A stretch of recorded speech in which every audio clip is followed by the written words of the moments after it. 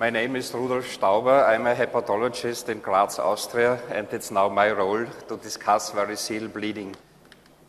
So, as you know, esophageal varices are due to portal hypertension. With a portal pressure above 10 millimeters of mercury, varices can develop, and above 12 varices can bleed. Esophageal variceal bleeding is a serious emergency with a hospital mortality rate of 12 to 20%, so a little bit higher than the overall UGI bleeding. And besides, it indicates an advanced cirrhosis stage with poor prognosis. And as has been mentioned before, the source of upper GI bleeding in cirrhotics is not always variceal bleeding. This slide shows you the clinical cirrhosis stages according to D'Amico.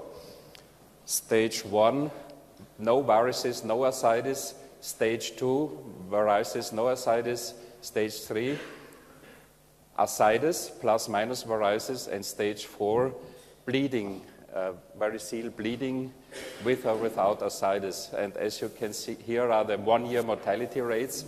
This is taken from a huge series, about 100,000 patients that have been observed. And as you can see, with the advent of bleeding, the mortality increases sharply to, the one-year mortality of cirrhotics increases sharply to 57%. The grading of esophageal varices has been simplified by the Baveno 4 conference. We now discriminate only small and large. Small being having a diameter of less than 5 millimeters and large above 5 millimeters. And it's important to estimate this measure with a maximally distended esophagus using full air insufflation. In the management of variceal bleeding, we have to consider the setting and the tools. The setting is, the first setting is emergency treatment, and this will be the focus of my presentation. But we also should consider prevention, primary prevention of varices that have never bled, and secondary prevention after variceal bleeding. The tools that we have are drugs, endoscopy, and tips. Let me start with pharmacologic treatment. This aims at two mechanisms, reduction of splanchnic blood flow and reduction of intrahepatic resistance. For reduction of splanchnic blood flow, we have the non-selective beta blockers, propranolol or nadolol, and we have carvedilol, which is a combined alpha-beta blocker with a beta-blocking property for this mechanism. We have terlipressin and somatostatin, mainly for the acute setting, also as a splanchnic vasoconstrictor. To reduce intrahepatic resistance, we can use nitrates or, more elegant, the use of carvedilol, which combines both mechanisms in one drug. The tools for endoscopic treatment are historically endoscopic injection sclerotherapy, but sclerotherapy has been largely replaced by endoscopic variceal ligation, banding ligation, which has been demonstrated to have fewer complications and lower mortality than sclerotherapy. Another option is the endoscopic variceal obturation with cyanoacrylate glue, the super glue, and this has been used mainly for gastric varices. If these methods fail, there are several other possibilities. Balloon tamponade or the Danis stent as a temporary bridge, and tips for more definitive treatment used after these holding procedures.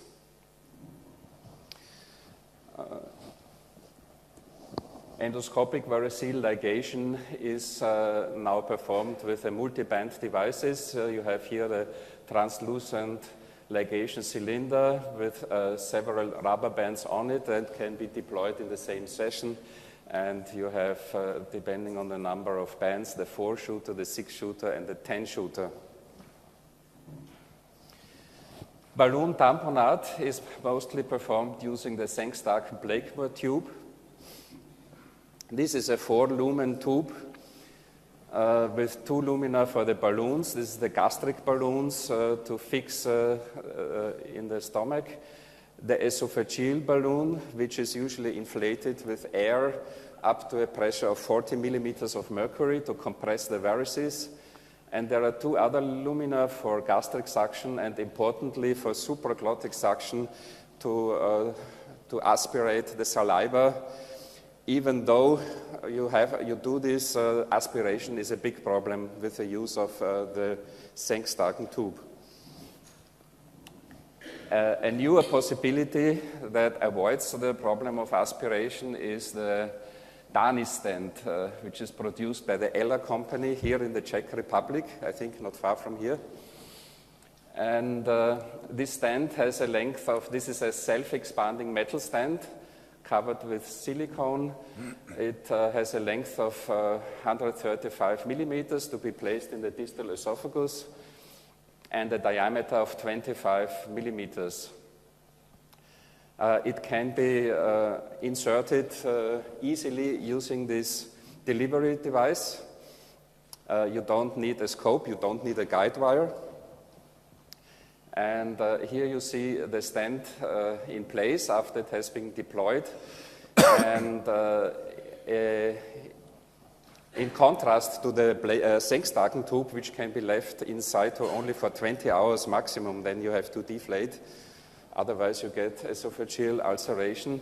This device can be left in place up to 7 days, even up to 14 days. The recommendation is to remove it after 7 days. And there is a retrieval loop here, which can be grasped with a hook. And with a special extraction device, you can remove the stand easily. And here you see a good result after this stand has been in place for 7 days. This is taken from the publication of Hubmann from Linz, Austria, who published this 10 years ago, the first case series with 15 patients.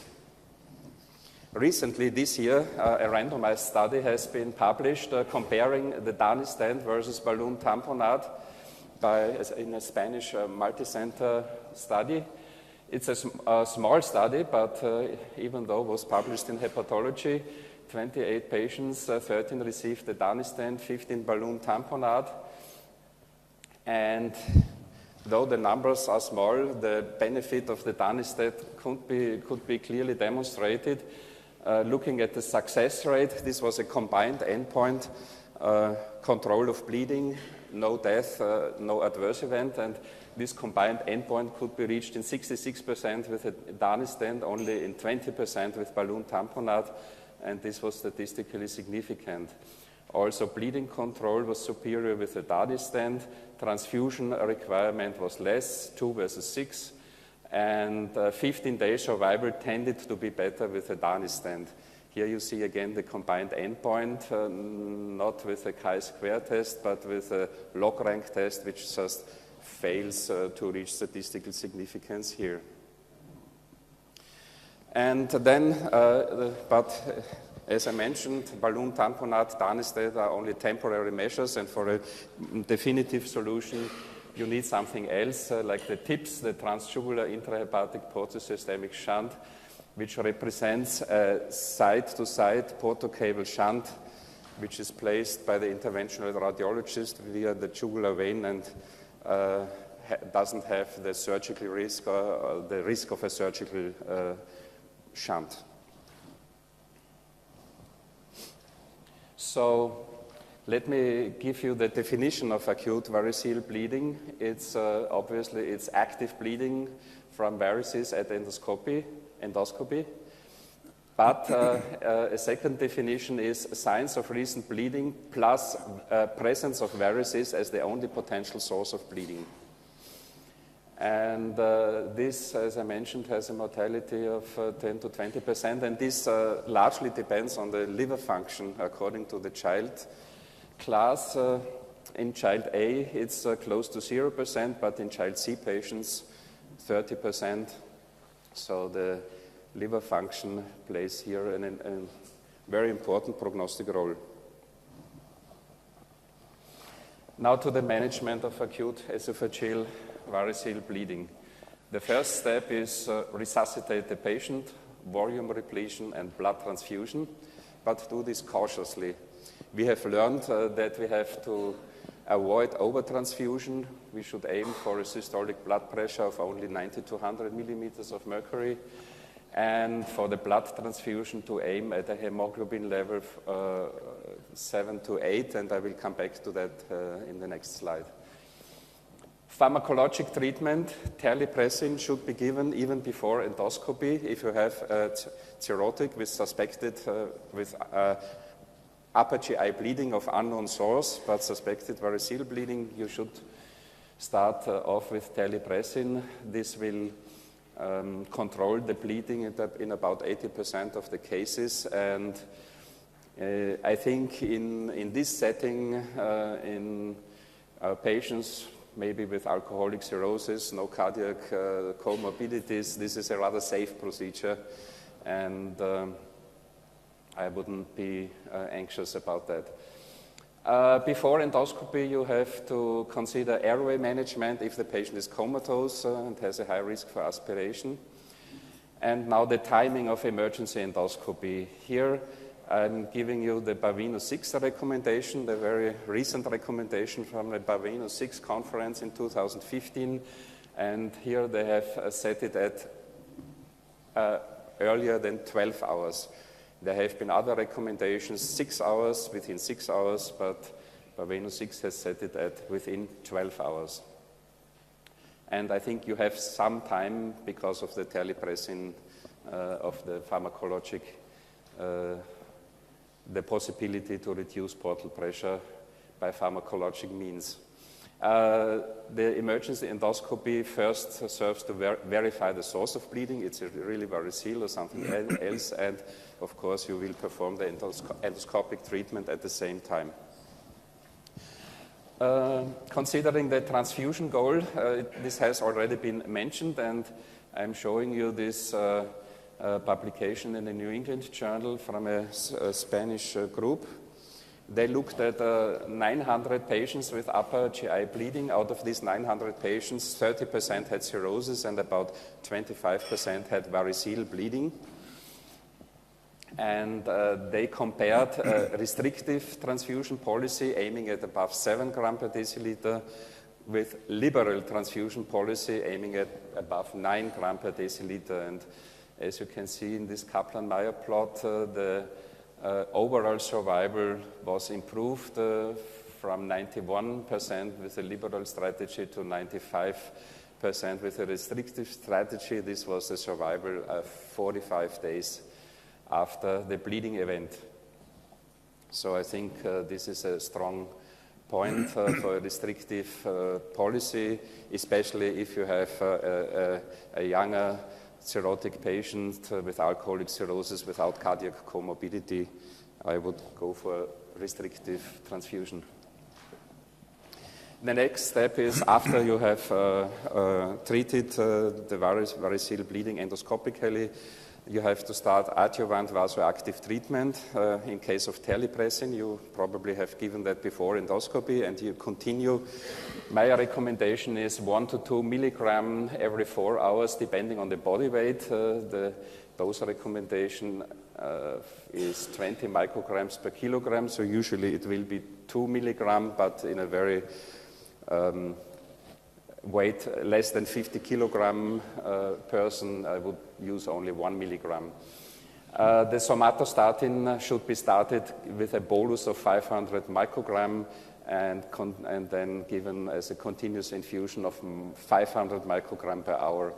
If the bleeding is stable for 24 hours, you can halve the dose. You go down from 2 to 1 milligram here and from 500 to 250 micrograms per hour, and in terms of efficacy, both of these approaches are equivalent in comparative studies.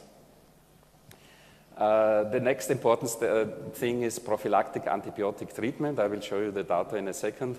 And last not least, as you know, GI bleeding can be a trigger for hepatic encephalopathy, and you should use prophylaxis either with lactulose orally or via a nasogastric tube, or in Austria we like to use ornithine aspartate, which can be infused, conveniently infused. Prophylactic antibiotic treatment has been established by several randomized trials. I'm showing here a meta-analysis of the first 5 trials that have used quinolones, norfloxacin, ofloxacin, or ciprofloxacin. And in the combined analysis of these 5 trials, the freedom of infection was significantly higher with in antibiotics, but also the survival was clearly superior. A more recent study has compared oral norfloxacin with intravenous ceftriaxone and has demonstrated superior results with ceftriaxone. And because of this study, the current guidelines now recommend ceftriaxone, even though I would say it depends also on the local resistance situation in the hospital. So now I would like to discuss a proposed algorithm for the management of variceal bleeding that we have used in Graz for the last 10 years at our medical ICU. And this is still valid for the most points, I would say. The first hematemesis or melena in a patient with suspected or known portal hypertension. First, secure vital functions. Give terlipressin, 20 microgram per kilogram. Scope within 12 hours. This is still the same recommendation now in Baveno 6. At the same time, use the vasoactive treatment, prophylactic antibiotics, HE prophylaxis. If hemostasis is obtained, the vasoactive treatment should be continued for 2 to 5 days, and as soon as the patient can eat and swallow, you start an oral medication, at that time propranolol. Now we would probably prefer carvedilol. In case of rebleeding, balloon tamponade, now we would prefer the Danistent plus vasoactive treatment, re-endoscopy within 24 hours, and if we fail to control the bleeding at the second endoscopy, then go on to emergency tips. This policy has been changed due to this study on early tips. So there is a concept to use tips early in high-risk patients in order to avoid this situation. And this was a study from a Spanish or a European multicenter trial published by Garcia Pagan in 2010. Early tips means it's a preemptive tips insertion within 72 hours after the esophageal variceal bleeding in high-risk patients defined as either having child C, but not child puke score for 14 or 15, so below 14, not the very sick patients, because this would then cause liver failure. So child C with a score of 12, 13, 10, 11, 12, and 13, but not 14 and 15, or child B cirrhosis with active bleeding on emergency endoscopy. So if the patient who already has received terlipressin is still bleeding actively at emergency endoscopy, then also for child B patients. And when you use these inclusion criteria, the results demonstrate a clear benefit in the early tips group compared to the conventional treatment with vasoactive drugs plus bending ligation. Some words on prevention. Primary prevention of varices that never have bled. This is a meaningful thing to do since the bleeding risk of large varices is about 20% in 2 years. To this end, we use the non-selective beta blockers. It's recommended to do it for varices of any grade. even though most of the benefit is for the large varices and large varices with red spots and in child seed cirrhosis, but I would use it in any grade. And traditionally, we use propranolols starting at 40 milligrams per day, titrate up to 160 milligram.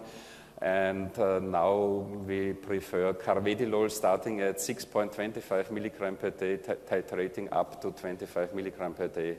And the rules for titration, it's important to titrate to the maximal tolerated dose, and our rules are to keep the systolic blood pressure above 95 and to keep the heart rate above 50. There are no comparative trials. We have evidence that carvedilol has a stronger effect on lowering portal pressure from hemodynamic studies, but no large randomized trial on outcome. But the reason why I prefer carvedilol is because the propranolol is tolerated less well in my experience, and usually the patients do not receive the full dose, even if we recommend 80 or 120 milligrams. Most patients are taking lower doses for whatever reason.